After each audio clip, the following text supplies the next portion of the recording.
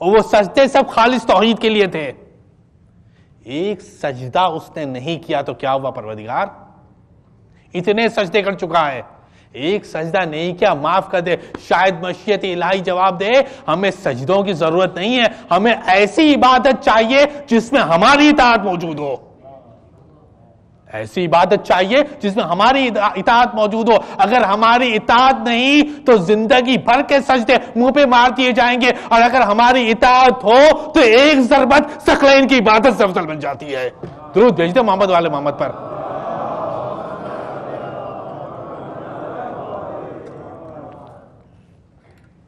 عبادت میں اطاعت شرط ہے, اطاعت نہیں تو عبادت نہیں. عزیزان من, خدا نے اسی حضرت انسان کی فلاح و بقا کے لیے مرسلین بھیجیے. دیکھیے, ایک ہے عبد اور ایک ہے عابد.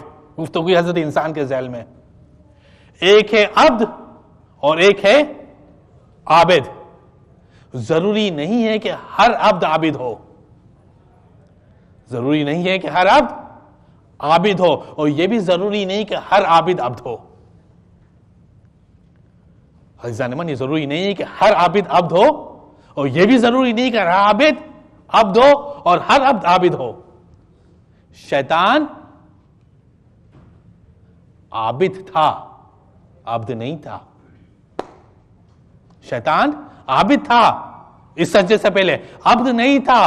فرعون عبد تھا, عابد نہیں تھا. تو ہے عبد اور عابد. اب کسی منزل پر کوئی عبد عبادت کی اس معراج میں نظر آ جائے جس کا سجدہ نہیں, جس کی قیام نہیں, جس کا رکوع نہیں, جس کی تشہد نہیں, اس کا سونا عبادت بن جاتا ہے. درود بھیجتے محمد والے محمد پر. بلندتر آواز میں درود محمد والے محمد پر بھیج دیں. خدا نے انسان کی فلاح کے لیے مظہر خدا کو بھیجا کہ دیکھو یہ بتلائیں گے کیسی عبادت کی جائے. عزیزان من, عجیب بات ہے. دیکھیے, پہچانے کیسے کون ہے مظہر خدا. ہر چیز اپنی صفت سے پہچانی جاتی ہے. آگ کی صفت ہے جلانا. کوئی نابینا شخص ہوگا, اس کا ہاتھ اب آگ پہ رکھ دے, اس کا ہاتھ جل جائے گا.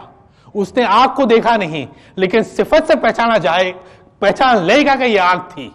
یعنی ہر شے کو اس کی صفت پہچانتی ہے, پہچانواتی ہے کہ یہ چیز کیا ہے. آگ کی صفت ہے جلانا. جب ہاتھ جلا تو سمجھ گئے کہ یہ آگ تھی. عزیزان من, صفت بتلائیں گی کہ مظہر خدا کون ہوتا ہے. گفتگو ہے صفت پر. کیسے پہچانے کہ مظہر خدا کون ہے؟ تو دیکھیے, عجیب بات ہے. تمام کتابوں نے روایت لکھی کہ مولائے کائنات امیر المومنین علی ابن ابی طالب علیہ السلام, بلکہ قرآن نے کہا, اب قرآن سے پھر آتا ہوں اس واقعے کی طرف. پروردگار کیسے پتا چلے کہ مظہر خدا کون ہے؟ قرآن نے کہا اطیعوا اللہ و اطیعوا الرسول و اولی الامر منکم. پھر قرآن نے آگے بڑھ کے کہا کہ اللہ تمہارا ولی, رسول تمہارا ولی, اور وہ تمہارا ولی جو حالت رکوع میں زکات دے. قرآن نے صفت بتائی.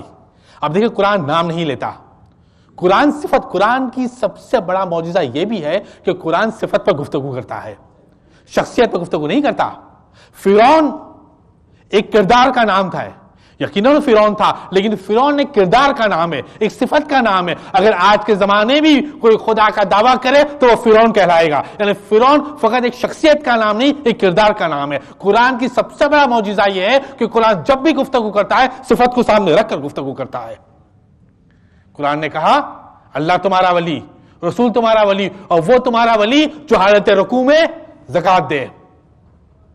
اب کیسے پتا چلے کہ مظہر خدا کون ہے؟ تمام تاریخوں نے واقعہ لکھا. اب میں شخصیت سے گفتگو نہیں کر رہا بلکہ صفت سے گفتگو کر رہا ہوں. کس نے حالت رکوع میں زکات دی؟ تمام تاریخوں نے واقعے کو لکھا کہ ایک نمازی تھا. اب میں شخصیت کی بات نہیں کر رہا, نام کی بات نہیں کر رہا ہوں. ایک شخص تھا, اس نے حالت رکوع میں انگوٹھی دی اور یہ آیت ولایت نازل ہوئی. تمام مفسرین نے اس بات کو لکھا کہ اس سے مراد یہ آیت اس وقت نازل ہوئی جب علی مرتضیٰ نے زکات میں انگوٹھی دی. تمام مورخین نے اس واقعے کو لکھا. عزیزان من, لیکن لکھنے والوں نے یہ بھی لکھا کہ کیسے پہچانے مظہر خدا کون ہے؟ لکھنے والوں نے یہ بھی لکھا کہ علی نے حالت رکوع میں زکوٰۃ تو دی، قرآن کی آیت تو نازل ہو گئی، لیکن علی کی نماز ٹوٹ گئی۔ حالت رکوع میں علی نے جو انگوٹھی دی زکوٰۃ میں، زکوٰۃ تو دی، آئے ولایت بھی نازل ہوئی، لیکن نماز ٹوٹ گئی۔ عزیزان من، مظہر خدا کا یہی تو ایک معجزہ ہے، یہ بھی ایک معجزوں میں سے ایک معجزہ ہے۔ اگر کوئی بغض مظہر خدا کے اوپر اپنے شک و شبہات کے سمندر میں ڈوب کر بھی اگر مظہر خدا کی شان میں توہین کرنا چاہے، تب بھی اس کی فضیلت بیان ہوتی ہے۔ جسے اس نے کہا کہ علی کی نماز ٹوٹ گئی، آئے ولایت تو نازل ہوئی، لیکن علی کی نماز ٹوٹ گئی۔ عزیزان من، اب ذرا توجہ فرمائیے، جس کی ٹوٹی ہوئی نماز میں خدا قرآن کی آیت نازل کر دے، اس کی ثابت نماز میں خدا کیا ادا کرے گا؟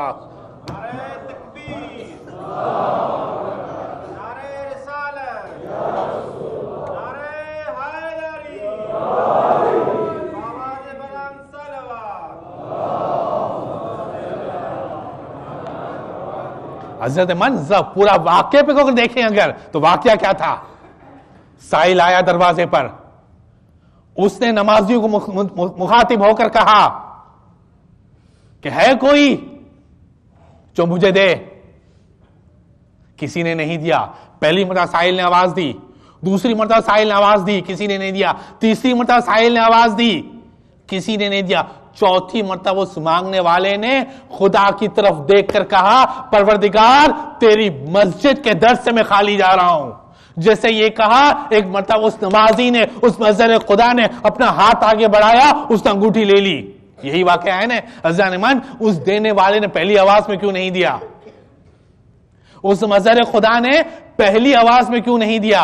دوسری آواز میں کیوں نہیں دیا؟ تیسری آواز میں کیوں نہیں دیا؟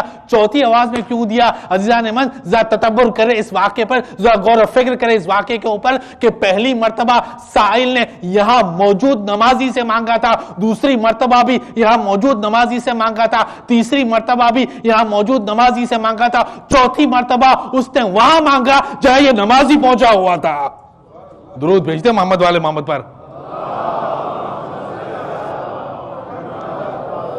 یہ ہے مظہر خدا کی صفت۔ عزیزان من، صفت سے انسان پہچانا جاتا ہے۔ عزیزان من، یہی دیکھیے، یہی دنیا میں آل محمد میں فرق ہے۔ عزیزان من، دنیا دیکھیے مظہر خدا میں اور غیر مظہر خدا میں فرق کیا ہے۔ عزیزان من، جو دنیا ہے، جو غیر مظہر خدا ہے، اسے اگر آپ دیکھیں ایک صفت اور ایک موصوف، ایک ہے صفت اور ایک ہے موصوف۔ صفت کہتے ہیں کوالٹی کو، موصوف کہتے ہیں اس میں جس میں یہ کوالٹی پائی جاتی ہے۔ ایک ہے صفت، ایک ہے موصوف۔ نوشیروان اس آدمی کا نام ہے جس میں عدالت پائی جاتی تھی۔ نوشیروان اس شخص کا نام ہے جس میں عدالت پائی جاتی تھی۔ تو نوشیروان کہلائے گا موصوف اور عدالت اس کی کہلائیں گی صفت۔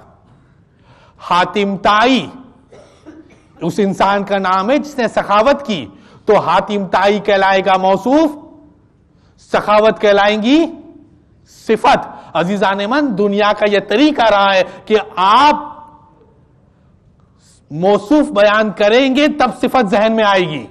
یعنی آپ کہیں گے حاتم طائی تو آپ کے ذہن میں سخاوت آئے گی۔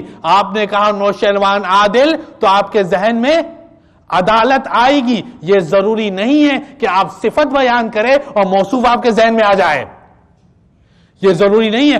آپ نے کہا عدالت تو یہ ضروری نہیں ہے کہ آپ کے ذہن میں نوشیروان آ جائے۔ آپ نے کہا سخاوت تو یہ ضروری نہیں ہے کہ آپ کے ذہن میں سخاوت کے لیے ضروری نہیں کہ حاتم طائی آ جائے، اور عدالت کے لیے ضروری نہیں کہ نوشیروان آپ کے ذہن میں آ جائے۔ یعنی ہر موصوف صفت کا محتاج ہوتا ہے، لیکن آل محمد وہ ہے جو صفت کے محتاج نہیں بلکہ صفت اس کی محتاج ہے۔ یہاں آپ نے کہا کہ مشکل کشا آپ کے ذہن میں علی آ گئے، یہاں آپ نے کہا فاتح خیبر آپ کے ذہن میں علی آ گئے۔ درود بھیج دیں محمد والے محمد کے اوپر۔